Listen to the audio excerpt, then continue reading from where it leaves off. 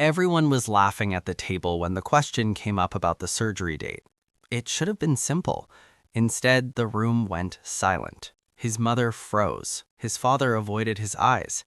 And in that moment, he understood something terrifying. The hospital had sent the letter. He was never meant to see it. Daniel had always been good at reading rooms. Growing up in a house where tone mattered more than words, where a look could mean approval or disappointment, he'd learned to interpret the smallest shifts in atmosphere. But tonight, sitting at his parents' dining table with his sister Emma and her husband across from him, he couldn't quite make sense of what he was feeling. The chicken was overcooked. His mother never overcooked chicken. "So the recovery's been okay?" Emma asked, cutting into her food without looking up.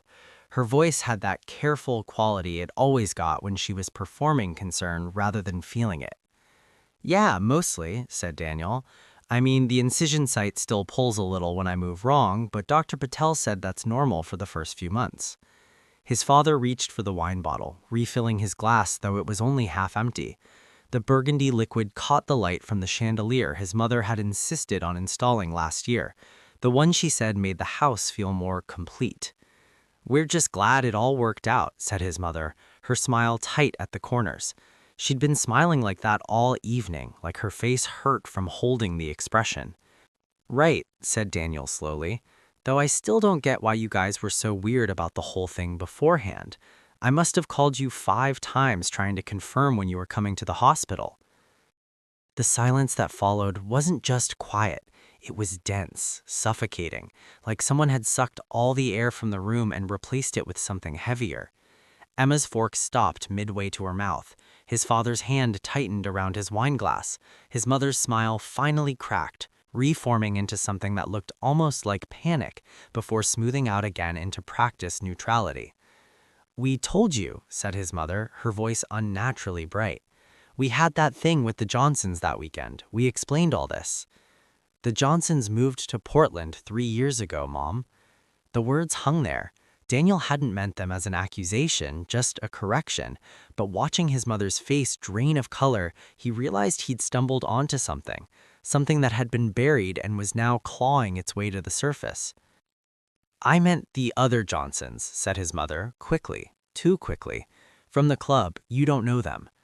Daniel set down his fork. The metal clinked against the plate with a sound that seemed too loud. "What's going on?" "Nothing's going on," said his father, his first contribution to the conversation in 10 minutes. His voice had that edge it got when he wanted a subject dropped. "You're recovering fine, that's what matters." "Why didn't you come to the hospital?" Daniel pressed. The question had been bothering him for weeks, but he'd pushed it down, told himself it didn't matter, that he was being oversensitive. But watching them now, the way Emma was staring at her plate like it held the secrets of the universe, the way his parents couldn't quite meet his eyes, he knew it did matter. "I was there for 2 days. 2 days. You live 20 minutes away." "We visited," his mother insisted. "After I was already discharged. You showed up at my apartment with flowers and acted like everything was fine." "Because everything is fine, Daniel." His mother's voice had taken on that particular tone that meant the conversation was over. It was the same voice she used when he was 12 and asked why Dad slept in the guest room sometimes. The same voice from when he was 16 and wanted to know why they never talked about Uncle Richard anymore. But Daniel was 31 now, and that voice didn't work on him the way it used to. "Then why do you all look like you're about to be sick?" Emma finally looked up, and for just a second he saw something in her eyes. Not quite guilt, more like fear. But then it was gone, replaced by her usual expression of vague irritation. "You're being paranoid," said she. "Am I?" The question floated across the table, landing somewhere between the overcooked chicken and the untouched salad his mother had arranged so carefully. No one answered. His father drained his wineglass. His mother stood abruptly, the chair scraping against the hardwood floor. "I'll get dessert," announced she, disappearing into the kitchen before anyone could respond. Daniel looked at his father, then at Emma. Both of them were suddenly fascinated by their food, cutting and chewing with exaggerated focus. The only sound was the clink of silverware and the distant hum of the refrigerator from the kitchen. Something was very, very wrong. Daniel left his parents' house that night with more questions than answers and a growing knot in his stomach that had nothing to do with his recovering surgery site. The drive back to his apartment felt longer than usual, the streets of his childhood neighborhood suddenly unfamiliar in the dark. He couldn't stop thinking about his mother's face when he'd asked about the hospital, the way it had crumpled for just a fraction of a second before she'd rebuilt it into something that looked almost like panic, before smoothing out again into practiced neutrality.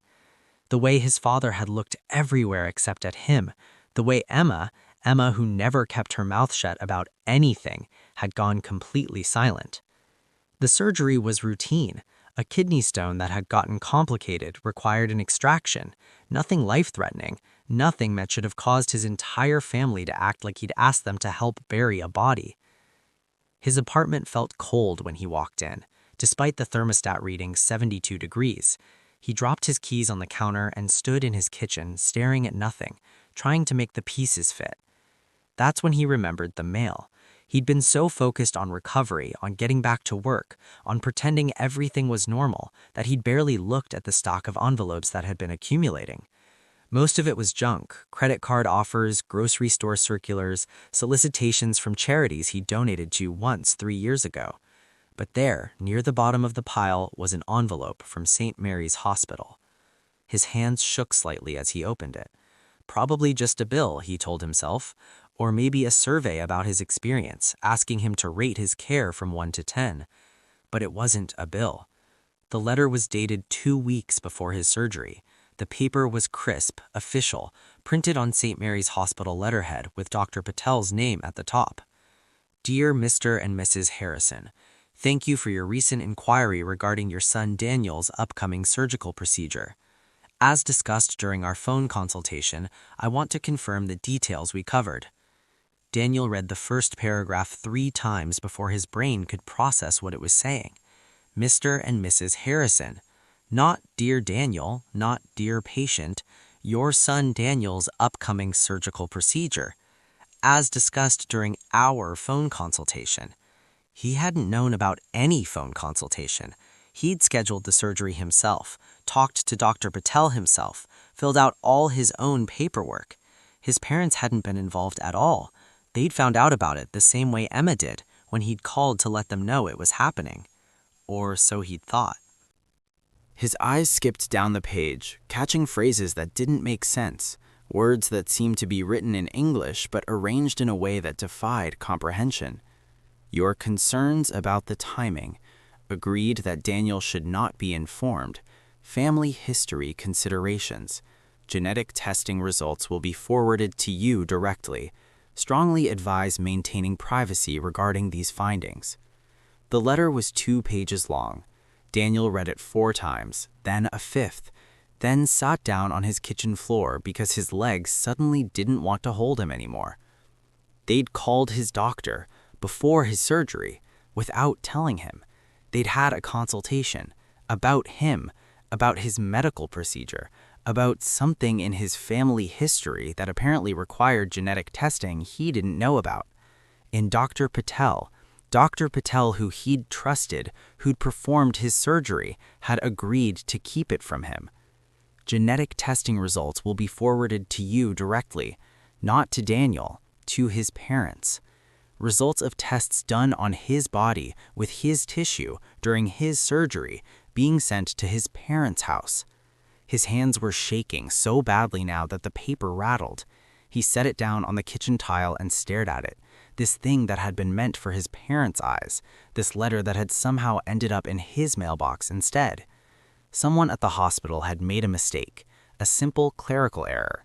They'd typed his address instead of his parents', and because of that mistake, he now knew something he was never supposed to know. That his own family had been lying to him, that his own doctor had been complying with their lies, that there was something about his medical history, his genetics, his body, that everyone had decided he didn't have the right to know.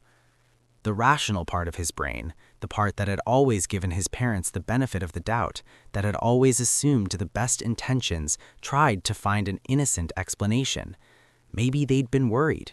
Maybe they just wanted to understand what was happening. Maybe they'd been trying to protect him from unnecessary stress. But if that were true, why wouldn't they have told him? Why the secrecy? Why the lying? Why had his mother frozen tonight when he'd asked about the surgery date? Because she'd known. She'd known there was a letter out there somewhere, documentation of her interference, proof that she and his father had been working behind his back. And they'd thought they'd gotten away with it. They'd thought the letter was safe at their house, tucked away where Daniel would never see it. They'd thought they could keep smiling and pretending and acting like everything was normal, but the hospital sent it to the wrong address. And now Daniel was sitting on his kitchen floor at 11:30 at night, holding proof that his parents had been pulling strings he didn't even know existed. The letter didn't explain everything. It raised more questions than it answered. What family history? What genetic testing? What findings were so important that they needed to be kept private? What were they so desperate to hide? Daniel's phone buzzed in his pocket. A text from his mother. "Drive home safe? Love you." He stared at the message, at those two words that should have meant something, but now felt hollow. Love you. The same woman who'd called his doctor behind his back. The same woman who'd arranged to have his genetic material tested without his knowledge. The same woman who'd sat across from him at dinner tonight, smiling and pretending, knowing the whole time that there was a letter, this letter, that could destroy everything. He didn't text back. Instead, he picked up the letter again and read it one more time, paying attention to every word, every phrase, every carefully constructed piece of medical jargon that was clearly designed to obscure as much as it revealed. And there, in the second paragraph, he found the line that made his blood turn cold. Given the positive identification and the implications for family planning, we understand your desire to keep this information confidential. Positive identification. Identification of what? Daniel didn't sleep that night. He sat at his kitchen table with the letter in front of him and his laptop open, searching through years of memories he'd never thought to question. The pattern had always been there. He'd just never had a reason to see it. He was 5 when his grandmother, his father's mother, had died. He remembered the funeral vaguely, remembered the way everyone had cried except his father, who'd stood stone-faced and silent throughout the service. He'd remembered asking his mother afterward why Grandma was gone, and his mother had said something about her heart being tired, but Daniel had overheard his Aunt Carol say something different at the reception. He'd been hiding under the refreshment table eating cookies he wasn't supposed to have when Carol's voice had drifted over. At least she never had to know about all that genetic mess. Can you imagine? His mother had shushed her quickly. Daniel hadn't thought about it again until now. He was 13 when his parents insisted on family counseling that lasted exactly 3 sessions before they'd abruptly stopped going. He'd remembered thinking it was weird at the time. They'd made such a big deal about it, about improving communication and building trust, and then suddenly it was over and they never mentioned it again. He'd found the counselor's card in his mother's purse a few weeks later, snooping for movie money. There'd been a note paper-clipped to it in his mother's handwriting. Too many questions about family medical history. Can't risk it. He'd assumed at the time that his mother was just being paranoid about privacy.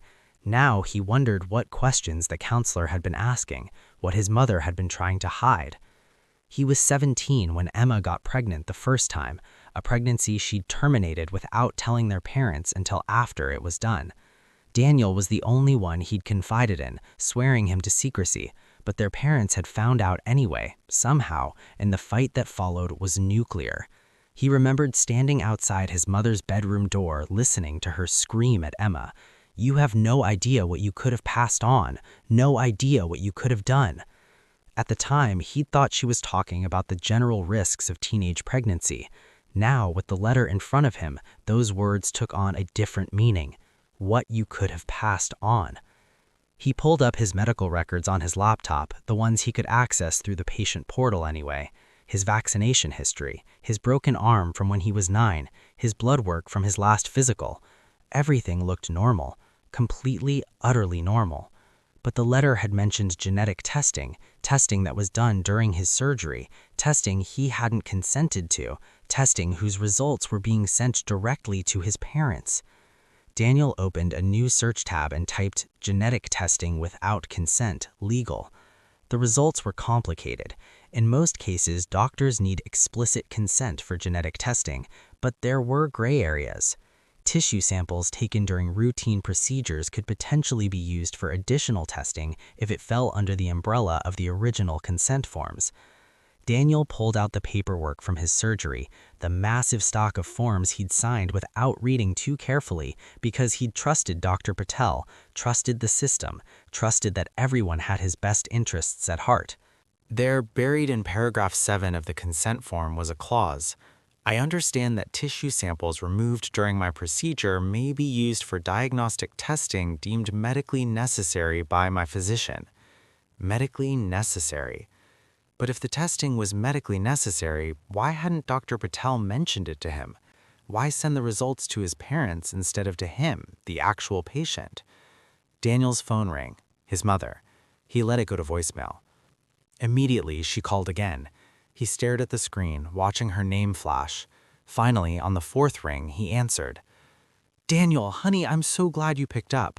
Her voice was too cheerful, artificially bright. "I just wanted to make sure you got home okay. You seemed upset when you left." "I'm fine." "Are you sure? Because you seemed—" "Mom, I need to ask you something." Silence on the other end. He could hear her breathing, shallow and quick. "Of course, sweetheart, anything." "Why did you call Dr. Patel before my surgery?" The breathing stopped. For a long moment, there was nothing but dead air. "I don't know what you're talking about." "Yes, you do." "Daniel, I think you need to— I have the letter." 3 words, that's all it took. He heard her sharp intake of breath, then a muffled sound like she'd covered the phone with her hand. Voices in the background, his father's definitely, and maybe Emma's.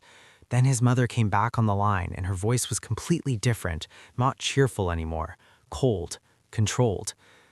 "Where did you get that letter?" "It came to my house, where all my mail should come, because I'm the patient." "That was a mistake. That letter wasn't meant for you."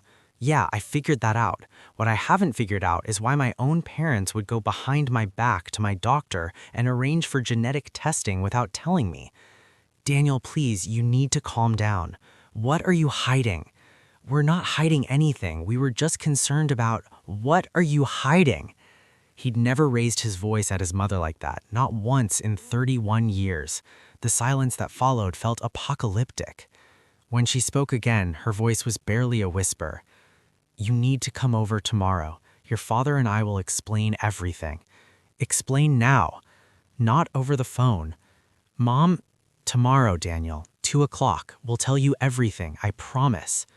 She hung up before he could respond. Daniel sat in his dark kitchen, phone still pressed to his ear, listening to the dial tone. His hand was cramping from how tightly he'd been gripping the device. Tomorrow at 2. 18 hours to wait. 18 hours to sit with this letter and the questions it raised and the growing certainty that whatever his parents were about to tell him, it was going to change everything he thought he knew about his family, about himself. He looked down at the letter one more time, at the phrase that kept circling through his mind like a mantra. Positive identification. Identification of what? What had they found in his blood, his tissue, his genes that was so terrible it required secrecy? What was hiding in his DNA that his parents had been so desperate to keep from him? And why, the question that kept rising above all others, why did they think they had the right to know before he did?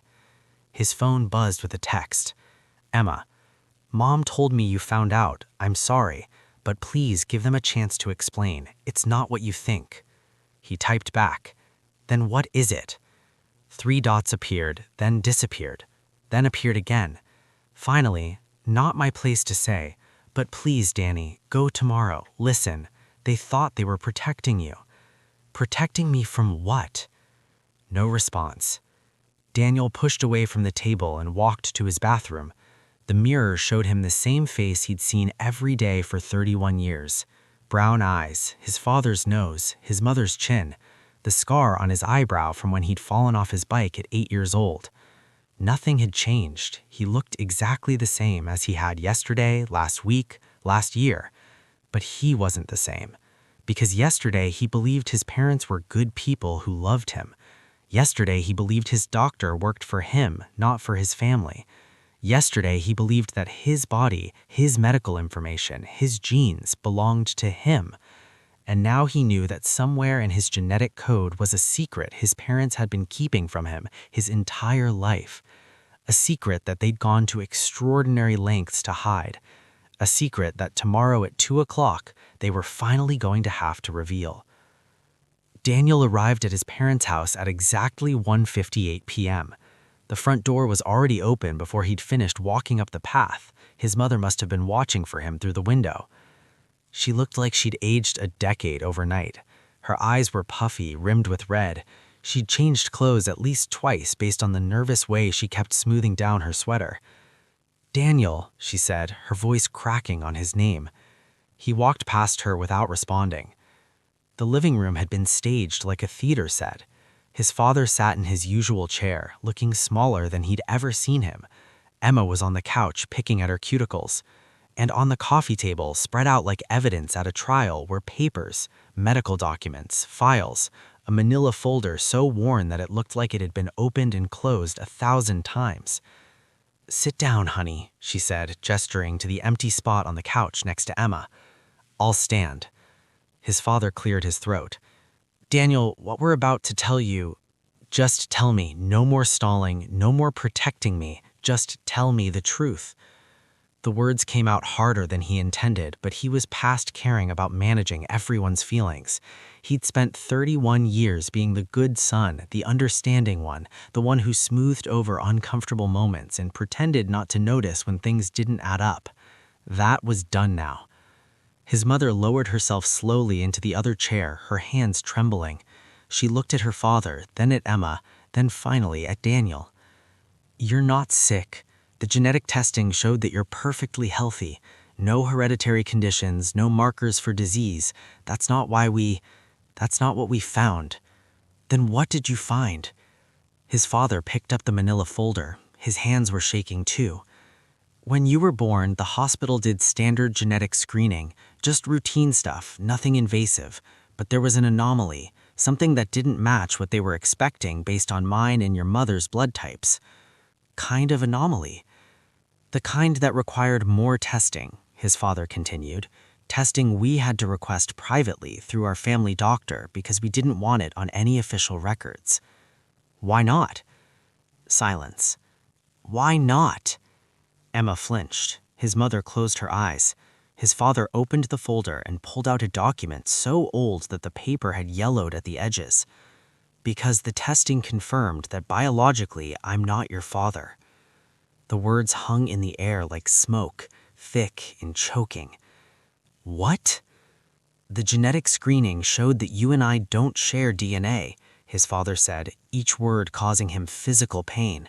"Your mother and I, we had been trying for years, 5 years of failed attempts, of procedures that didn't work, of hope and disappointment. And then suddenly she was pregnant with you, and we were so happy that we didn't question it. We didn't think about the timing. We were just grateful." Daniel looked at his mother. She was crying silently, tears streaming down her face. "You had an affair." "No." Her voice was fierce despite the tears. "No, Daniel, I would never." "Then how?" "We'd been doing IVF," she interrupted. "Round after round of it. We just finished our 4th cycle when I got pregnant with you. The doctor said it had finally worked. We believed them. We had no reason not to." "But it didn't work," Daniel said slowly, understanding creeping in like ice water in his veins. "The IVF didn't work. So where did I come from?" His parents exchanged another look. This one lasted longer, a whole conversation happening in the space of seconds. "We don't know," his father finally said. "You don't know." "The clinic said there was no mistake. They showed us all their records, all their documentation. They insisted that the embryo implanted had been created from my sperm and your mother's egg, but the genetic testing proved otherwise."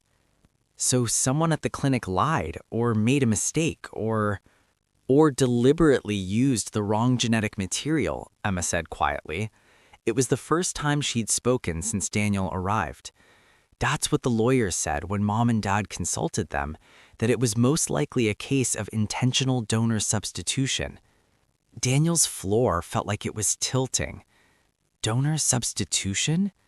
Some fertility clinics, especially back then in the early 90s, they would sometimes use donor sperm without telling patients, his mother explained, her words coming faster now, like she needed to get them all out before she lost her nerve.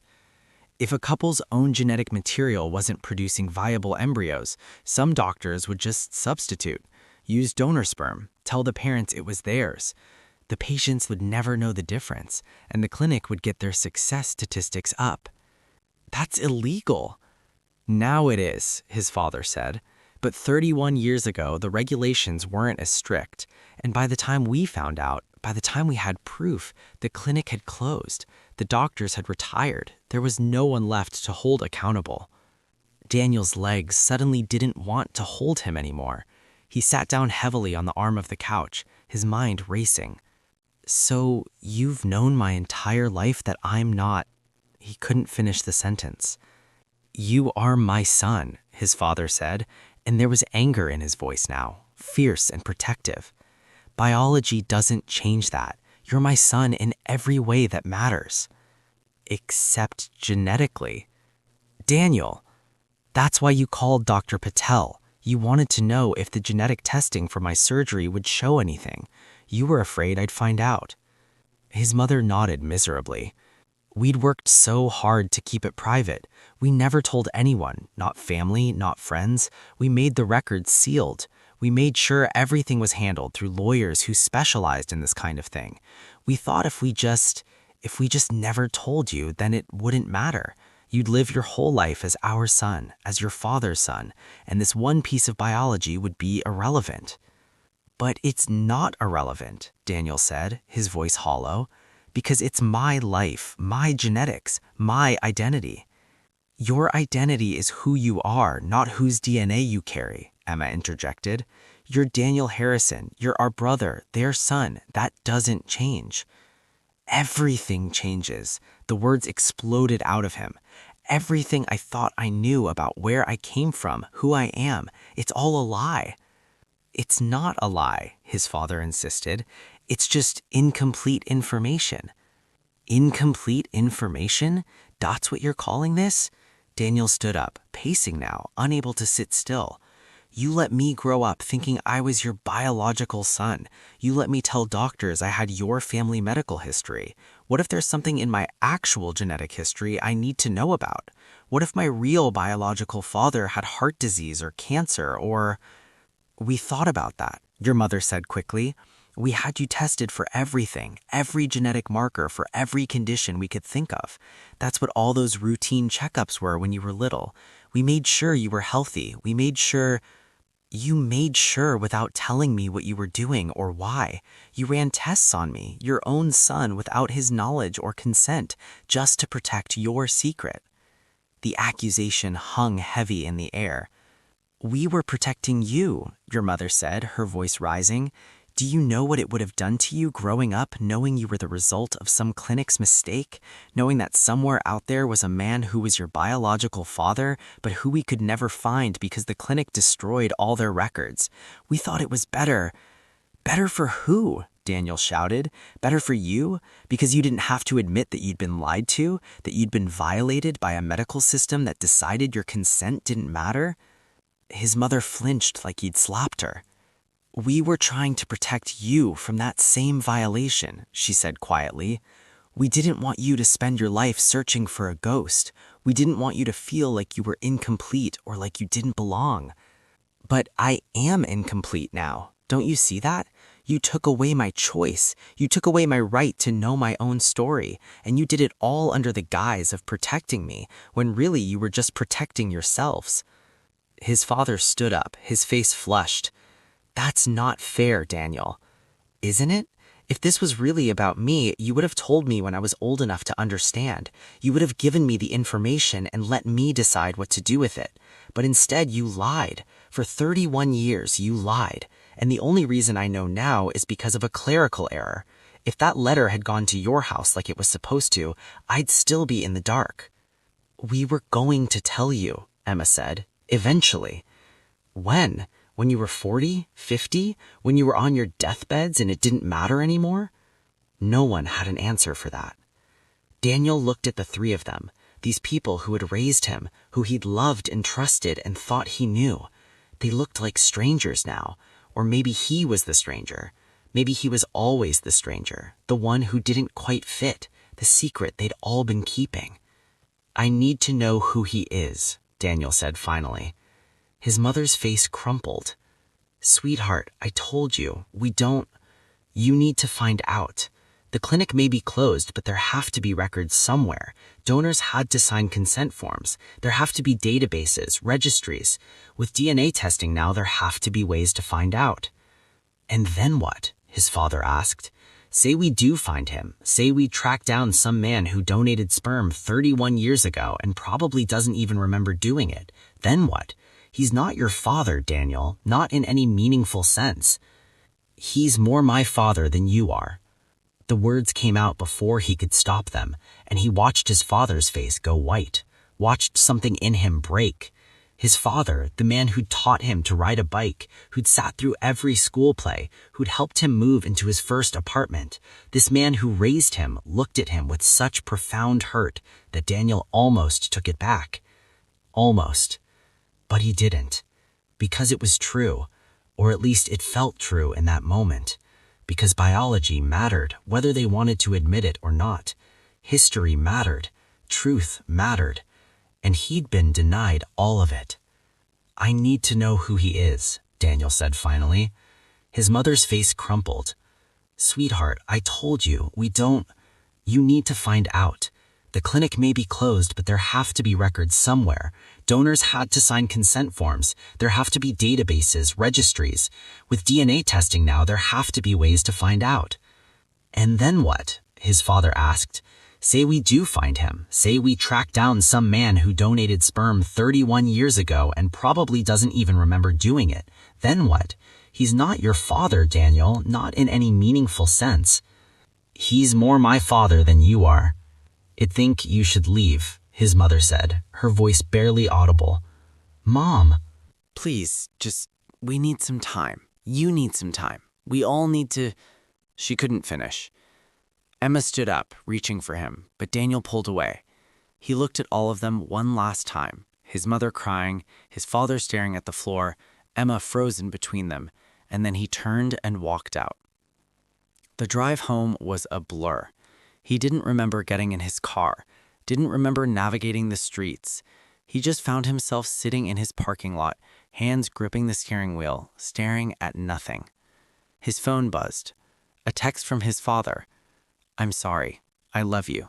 That will never change." Daniel stared at the message. 3 sentences, 31 years too late. He turned off his phone and went inside. The first DNA testing kit arrived 3 days later. Daniel swapped his cheek according to the instructions, sealed it in the prepaid envelope, and mailed it back to the lab. Then he ordered 3 more from different companies. If there was a database out there with his biological father's DNA, he was going to find it. He stopped taking his parents' calls, stopped responding to Emma's increasingly desperate texts. He went to work, came home, and spent every evening researching.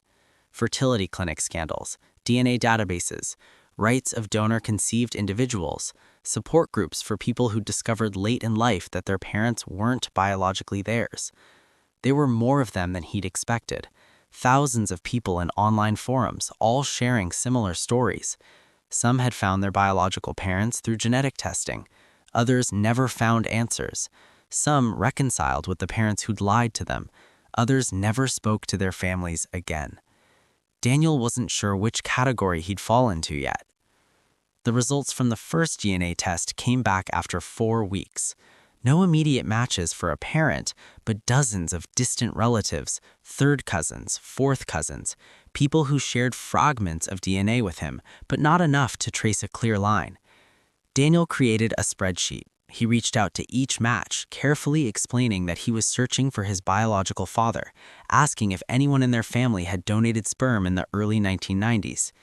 Most didn't respond. A few told him to stop contacting them. But one woman, a third cousin twice removed named Margaret, wrote back, "My uncle was a medical student in the early 90s. He mentioned once that he donated sperm to make money for tuition. Lost touch with him years ago, but I can try to find contact information." Daniel's hands shook as he typed his response. 3 days later, Margaret sent him a name, Dr. James Hartley, now a pediatric surgeon in Boston. Daniel stared at the name on his screen. Dr. James Hartley, 56 years old, married, 2 daughters. His biological father, maybe. He didn't call, didn't email. He just sat with the information, trying to figure out what he felt. Relief that there might finally be answers, anger that this man existed and never knew he existed, fear about what opening this door might mean. All of it, none of it, something else entirely. A knock on his door pulled him from his thoughts. He wasn't expecting anyone. Through the peephole, he saw his father, his dad, the one who'd raised him, standing in the hallway looking small and tired and impossibly old. Daniel almost didn't open the door, but his hand moved before his brain could catch up, and then his father was standing in his apartment for the first time since before the surgery, looking around like he was seeing evidence of a life he'd been exiled from. "I'm not here to ask for forgiveness. I know I don't deserve that. I need you to know something." Daniel crossed his arms, waited. "When your mother told me you weren't mine biologically, it was the worst moment of my life. Not because of you, never because of you, but because I'd already fallen in love with you. You were 3 months old and you just started smiling, and when you saw me, you'd kick your little legs like you were so excited I was there. And I thought, I'm going to lose this. When he finds out, I'm going to lose him." "Daniel, let me finish." His father's voice was rough. "I could have left. I could have said it wasn't my responsibility, that your mother and the clinic had deceived me, that I didn't sign up for raising another man's biological son, and legally I would have had grounds. But I looked at you, at this little person who needed me, and I thought, he's mine. Not because of DNA, but because I choose him, because I'm the one who will teach him things and protect him and love him." Tears were running down his father's face now. Daniel's eyes were burning, but he refused to let his own tears fall. "I made a choice then.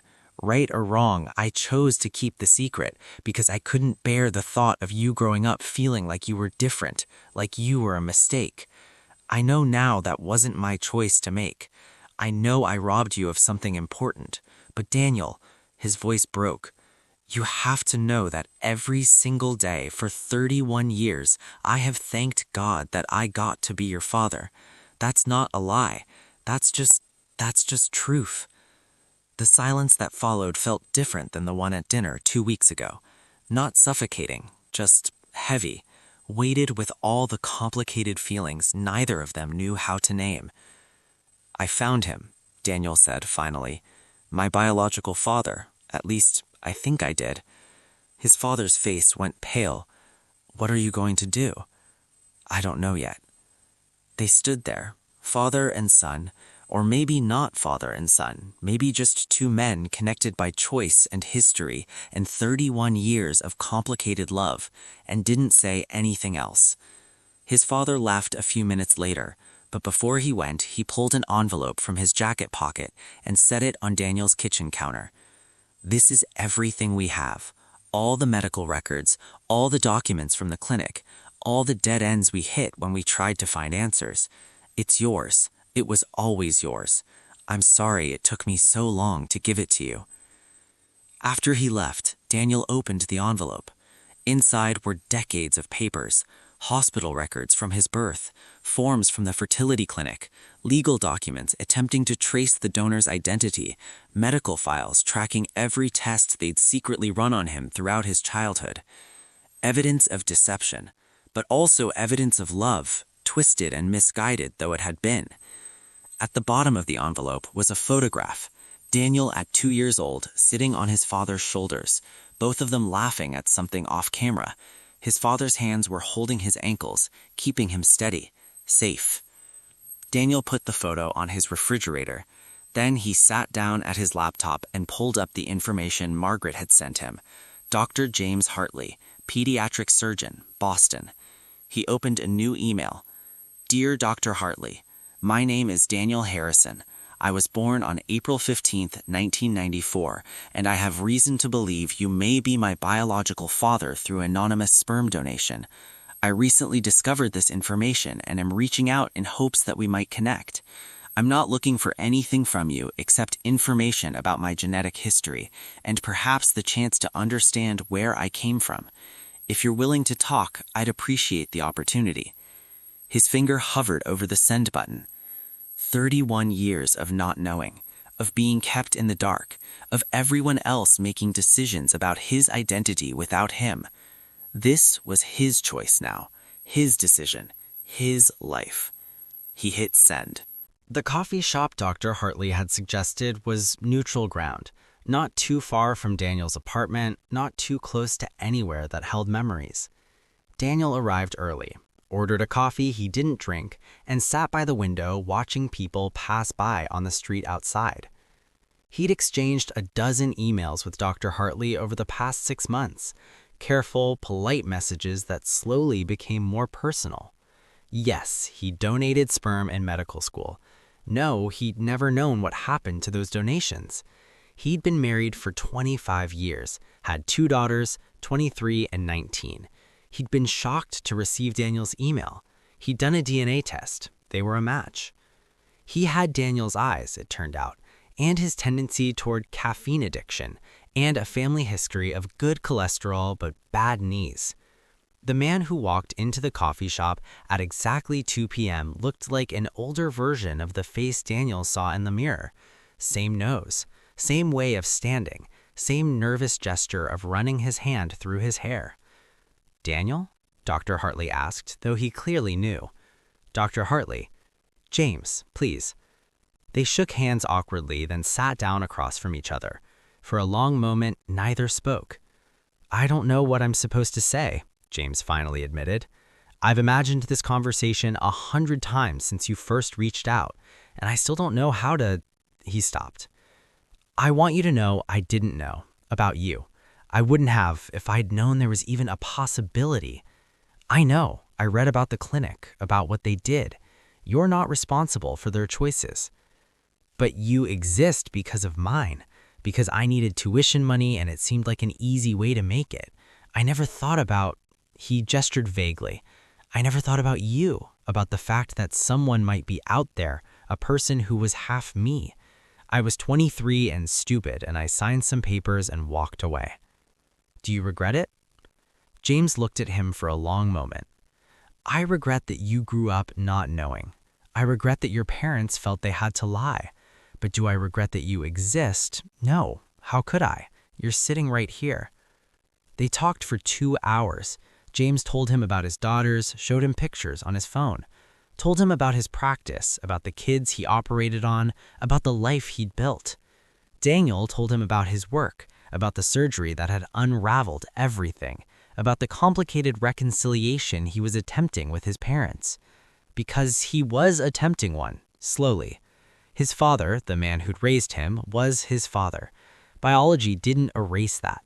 But James was part of his story too, a missing piece that helped the picture make sense. What do I call you? Daniel asked as they were getting ready to leave. I can't call you Dad, that's... James, he said immediately, just James. I'm not trying to be your father. That position is filled. But maybe we could... I'd like to know you, if you want that too. I'd like that. They made plans to meet again. No timeline, no pressure. Just 2 people connected by genetics and circumstance, trying to figure out what that meant. When Daniel got home, he found a message from his mother. Pot roast tonight, your favorite, if you want to come. No pressure. He stared at the message for a long time. Then he typed back, I'll be there at 6. Because the thing about family was that it was complicated, messy, built on choices as much as biology. His parents made terrible choices, had lied to him, had stolen his right to know his own story. But they also raised him, loved him, been there for every scraped knee and bad grade and broken heart. They made him who he was, even if they didn't provide the DNA. And James, biological father, genetic contributor, the source of his eyes and his caffeine addiction, was part of his story now too. A new chapter in a book he was learning to write for himself. The letter from the hospital sat framed on his desk now, a reminder of the moment everything changed, the moment he stopped being the person everyone else wanted him to be and started becoming whoever he actually was. Dr. Patel had called to apologize, months too late. The hospital had launched an investigation into their patient privacy practices. Nothing would likely come of it, but Daniel filed a formal complaint anyway, because consent mattered, privacy mattered, the right to know your own truth mattered. At 5:45, Daniel grabbed his jacket and headed toward his parents' house. The drive was familiar, the streets unchanged, but he was different. He knew things now, carried truths that couldn't be unknown. His mother opened the door before he reached it, like she'd been watching for him. She looked nervous, hopeful. "Hi, sweetheart," she said softly. "Hi, Mom." And they weren't okay. Not yet. Maybe not ever. Not in the way they used to be. But they were something. They were working towards something. His father was setting the table when Daniel walked in. He looked up, and for a moment their eyes met. This man who wasn't his biological father but who'd chosen him anyway. This imperfect, flawed, human person who'd made terrible choices out of complicated love. "Hey, son," his father said. And Daniel found that the word didn't sting anymore. "Hey, Dad." They sat down to dinner. They passed the pot roast. They made awkward conversation about safe topics, the weather, work, Emma's new house. They were rebuilding, one uncomfortable dinner at a time, one careful conversation after another, learning to be a family again, or maybe learning to be a family in a new way, one that included hard truths and complicated histories and the understanding that love, real love, was something you chose every day. It wasn't perfect, but it was honest. And maybe, Daniel thought, passing the potatoes to his father, this man who'd raised him, who'd chosen him, who'd loved him imperfectly but real, maybe that was enough.